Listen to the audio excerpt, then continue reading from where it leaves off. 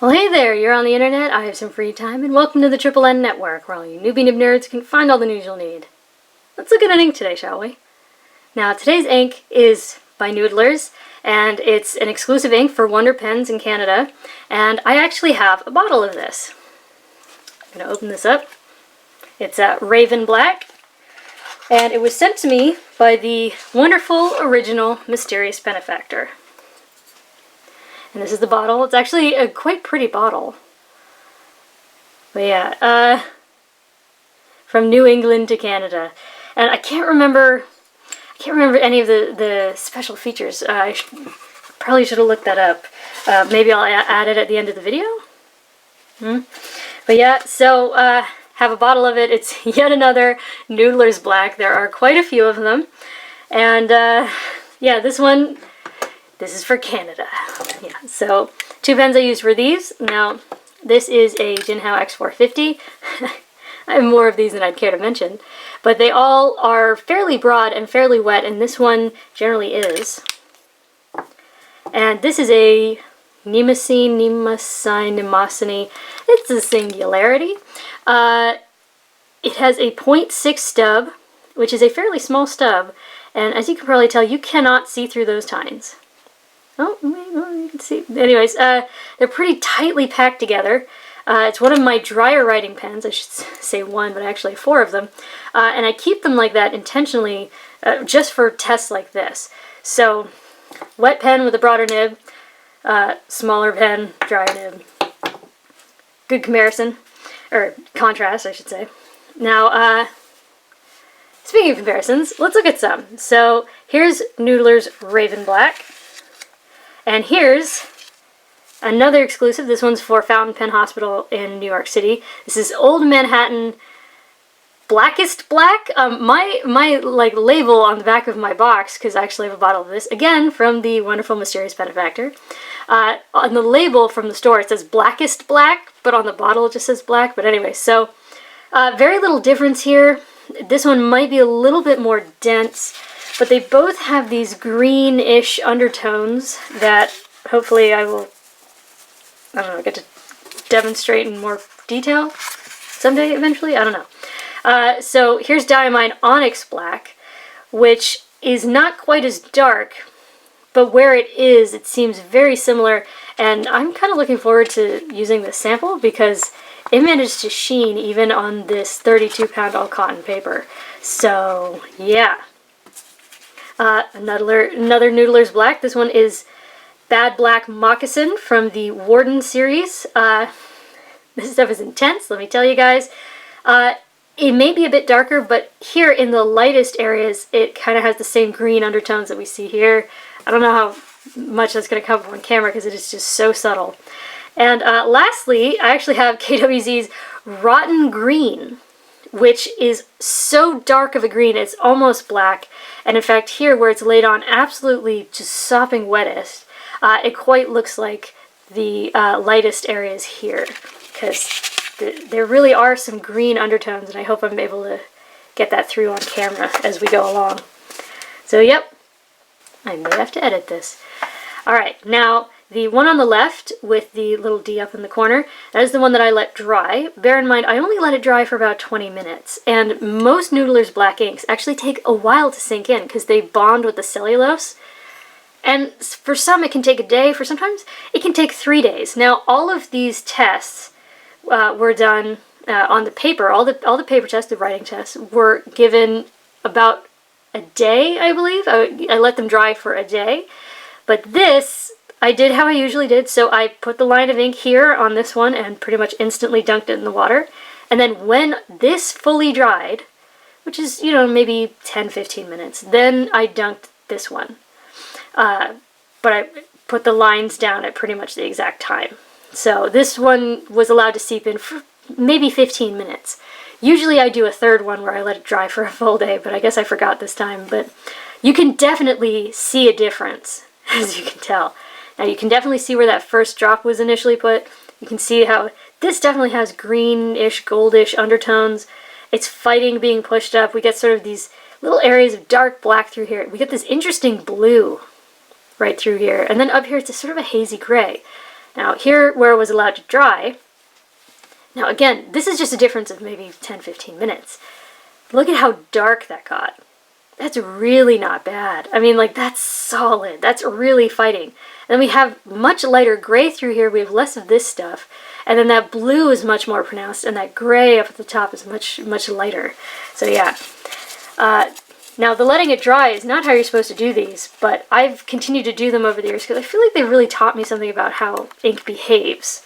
So, yeah. Now, here's my chemical resistance test. Now, this was allowed to dry for, I think, maybe about an hour. So, again, this is Rhodia. This is very dense paper. And a lot of times you need to give these inks a couple days to dry to, like, fully bond with the paper. So, yeah. But anyways, after about an hour, you can see that you can definitely make out the pattern of the smear underneath. It did take some stuff away and left it behind this very dark green color. Bleach did not get rid of it. It moved little bits of it around and turned it yellow, but it is definitely not gone. Same with ammonia pen flush. It moves some bits of it around, but you can still see the pattern of the smear underneath. Hydrogen peroxide, much the same, except I don't know if you'll be able to see this, but it actually started to pull the pulp of the paper apart, so I just sopped that up quickly, but yeah. Anyways, on to the paper test. Top down in density, Clairefontaine, 90 grams per square meter.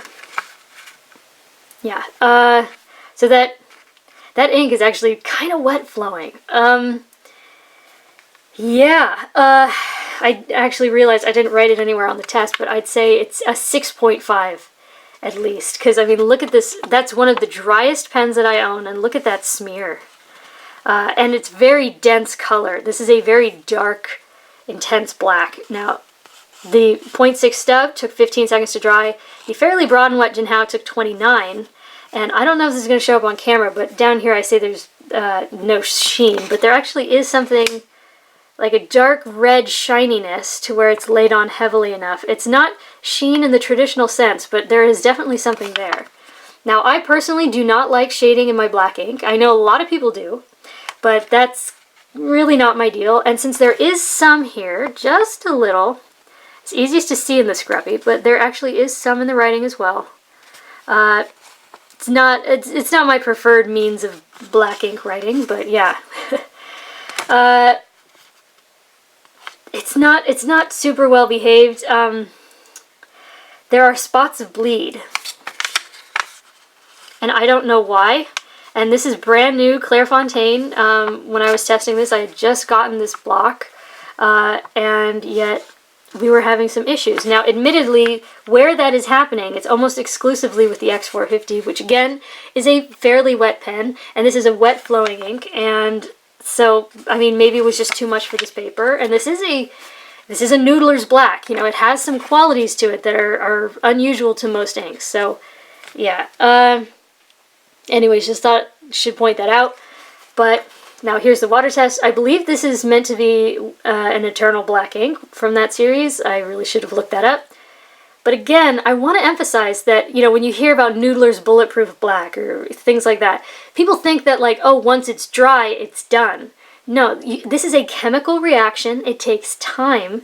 It has to bond with the cellulose. It takes days with really dense paper like this. This is 90-gram paper. This is so tightly packed. So the fact that it looks this damn good after a day kind of makes me wish maybe at the end of this I'll like spray some water on one of these and see what happens, just to see if there's a difference. But if I do that, note here. But yeah, so after one day, I just wanted you to see this. It is very clear, very dark. It did get lighter. Some of it did release. It did dye the page a bit. And the writing did turn kind of green. But if you had to recover that, you absolutely could. Now, next up is Fabriano Ecoqua. It's an 85 gram per square meter paper. It is my favorite to write on. It's wonderful. It's often able to handle inks that even Clairefontaine and Rhodia can struggle with. And that's exactly what it did. So that 0.6 stub took 16 seconds to dry. That fairly broad and wet JinHao took 32. And I really hope this shows up on camera. Oh, yep, there we go. You see just the little hints of like red matte shimmer. Or I shouldn't say shimmer, that evokes glitter. But yeah, so there is, where it's laid on heavily enough, you get this sort of like just hints of red. But yeah, we do get a tiny bit of shading in some areas. I don't know if it's going to show up on camera. It's very subtle, but yeah. This is an intense ink. It is heavily saturated. There's a lot of stuff in it. Like if we look at this smear, calm down camera. Like that is some solid ink. Just say. Now there's no bleed, no feather, no spread. I say there's no sheen, but I think that is, or close enough. It's a close relative. But I say there might be some echo, but honestly when I turned it over and looked before I started recording, I really didn't see much, so yeah. Now again, this is after only about a day. In fact, it might have even been like 12 to 24 hours, but yeah. Super clear, super there. It did get lighter, it did dye the page a little bit, but I also want you to see that where there would be shading, or maybe you can't tell because it's black, but yeah, where there would be shading is where it's darkest. So like where there's more ink, more managed to sink in. If I gave it more time, I think there'd be more left behind. Now, next up is Rhodia, 80 grams per square meter. And the 0.6 Stub took 15 seconds to dry. The Fairly Broad and Wet JinHao took 28. And here you can probably see that we have some shading again in the scrubby. And actually we have it in the words as well. But again, I don't know how obvious that's going to be. But yeah, and here I don't know, maybe we get like a little bit of the red shimmery, not shimmery, something-iness. But yeah, no bleed, no feather, no spread, no echo, no sheen. So there's none of the stuff that we saw in Clairefontaine, but I still just wanted to point that out. But anyways, it's this is an intense ink, guys. It's intense. It's heavily saturated. It's kind of wet. It did something weird to Clairefontaine, but it has this like weird matte shimmer thing. Anyways, water test, it turned green again. But again, we can see where there would have been shading. And so the more that was put down, the more remains. But again, this is between 12 and 24 hours. And we've got a lot left behind. And it is super clear. You can totally recover that. You could read it. Wouldn't be a problem. Now, next up is Tomoe River paper, which is known for drawing out shading and sheen and dry times and echo. And we kind of get all of that. Hang on. Sorry. Cat hair. Anyways, yeah, the dry times definitely got drawn out. So that 0.6 Stub took 22 seconds to dry. That Fairly Broad and Wet JinHao took 40. But again, I just want to show you in the smear how dense that ink is. Now we do get a bit of shading, but, and again, it gets that red shine, and actually it happens like almost all across the writing in that X450. But yeah, just something to point out. It is intense. Now, we do get, I say show through, but I think it's mostly echo, just because this is a super black ink here. Like, this is an ultra black, and this is super thin paper. I mean, this is, what, 80 grams? This is 52. So this is a super, super thin paper. This is very, very dark. And then the X450, that's a pretty broad nib. If you're sensitive to it like I am, this would bother you. Just because you can see it out the back. And not because it's almost coming through, but just because there's something dark on the other side. You know, it's almost like tracing paper. So of course you can see the thing that's underneath. But yeah. But I mean, you know, it's Tomoe River. It don't bleed, it don't feather, it don't spread. Now, again, I said no sheen, but I think this is a close enough cousin to sheen that there's something going on here. And the camera isn't showing just how red it is. It does have a color to it. Now, this paper loves to let ink slide away when you add more water. It didn't really. Not really. I mean, yes, it dyed the page, but look at how clear and dark that is. That is definitely readable. That is definitely recoverable. And this is between 12 and 24 hours. Imagine if I had given it a full 3 days like it might have needed. Now for the next 3 tests, I only used the 0.6 Stub except to write the name, to be fair. Now this is the world's worst 20-pound copier paper. In fact, it might very well be the worst paper I have ever encountered, and please take my word for it, that is really saying something. But yeah, so here we lose shading, essentially. I mean, maybe we see a little bit in the scrubby, but that could just be like the absorbent paper freaking out a little bit. But yeah, so here it does look like a non-shading ultra black, which is kind of how I like my black fountain pennings to look on premium paper. But yeah, it took 2 seconds to dry. There is spread. There most certainly is spread. So here's that 0.6 up here on the Tomoe River without spread. And here it is on the 20 pound. There is a definite increase in line width, but while we get some woolliness, we don't actually get a lot of feathering. Do you notice that? Like, so maybe look at the bottom of the L, or like the end of that T in plenty. Now there's like these little bits where it starts to get like a little woolly, but considering just how intense, like freakishly intense this ink is, I was expecting just like a disaster show. But yeah, because this is a fairly wet flowing ink and this is just awful paper, we do have this. So I just want you to see that it's pretty much the end of every stroke and the start. So start, end, start, end, start, end. So pretty much anywhere where the nib pauses, there's some very near bleed. So, but actually it's not near bleed, it has fully sunk into the paper, and I feel like if I had left it for just a moment longer, it would have come out the back. So yeah, if you're sensitive, this would absolutely drive you bonkers. So for me, that's a big no. But yeah, and this is a pretty darn dry writing, small stuff. But yeah, again, worst paper in the world. I can all but guarantee you have something at least a step up from this. This is almost amazingly bad. But yeah, so let's look at this water test. Now, more absorbent papers tend to draw the ink in, make it harder to wash out, and it did. Honestly, if you've seen some of my other tests, like my other reviews of inks, you have probably seen just how this paper can freak out when you add water. I mean, I don't know if the camera's going to capture this, but it has completely changed the topography of the paper. Like, this whole area is just like bubbled up, but it really didn't freak out. If you've seen some of the other tests, like this becomes completely illegible. It dyed the page a little bit, it got a little bit lighter. That is totally readable. That is absolutely recoverable. And look, it didn't even start to like push out the back really, not any more than it did before the water. That's really not bad. Now, next up, I keep putting my elbow on the pens. Next up is Mead Notebook Paper, which is very common for school children in the United States. This is the kind you'd find in like a spiral notebook, not the kind you'd find in like a composition notebook. This stuff lately has just been feathering like crazy. I just want to say that ahead of time because it's like it'll take any excuse to feather. And it did a little, but really not as much as I was expecting. So look at the E and the Q in quick. See, we see a little bit there, but really not a whole lot. We have the odd feather, and it's not everywhere, it's not huge and distracting. And considering this is a kind of aggressive ink, I was expecting this to be just horrible and ugly. Now, here it took 3 seconds to dry, and look at the X450, which I used to write the name. That's kind of gross looking, but yeah.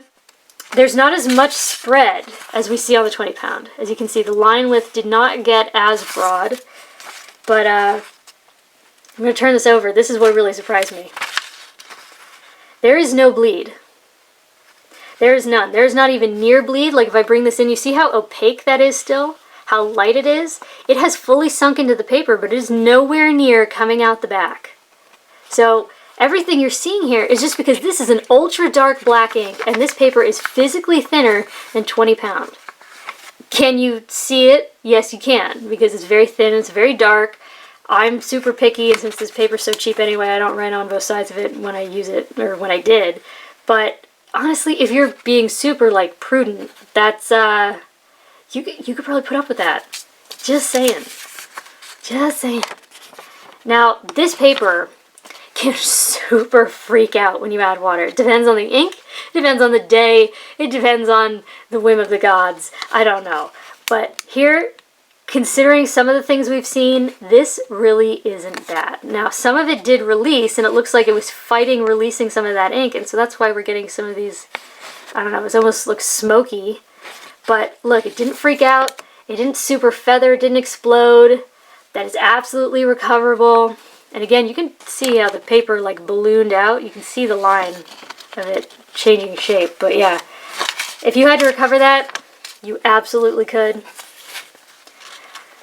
Now, last up is Moleskine notebook paper, which I hate because it's terrible. This is very, very awful paper. It's just awful. And they make you pay a lot of money for it. But this could be worse. Now, there's 6.5 seconds to dry. But we don't see the intense, crazy feathering we usually see. Like, we see a little of it here and there. But really not everywhere. It could be a lot worse. We've seen a lot worse.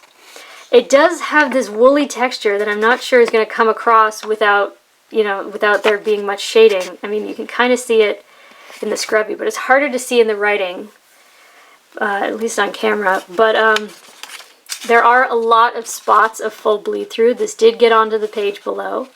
You can see just how dark they are. So they did. Not only did they sort of make this very uncomfortable to write on, but they, like, even when you would turn to the page below, you'd see these little black dots. So that's a deal breaker for me personally. But now this paper can freak out when you add water, and compared to what we've seen before, it did. I mean, let's just look at this for a second.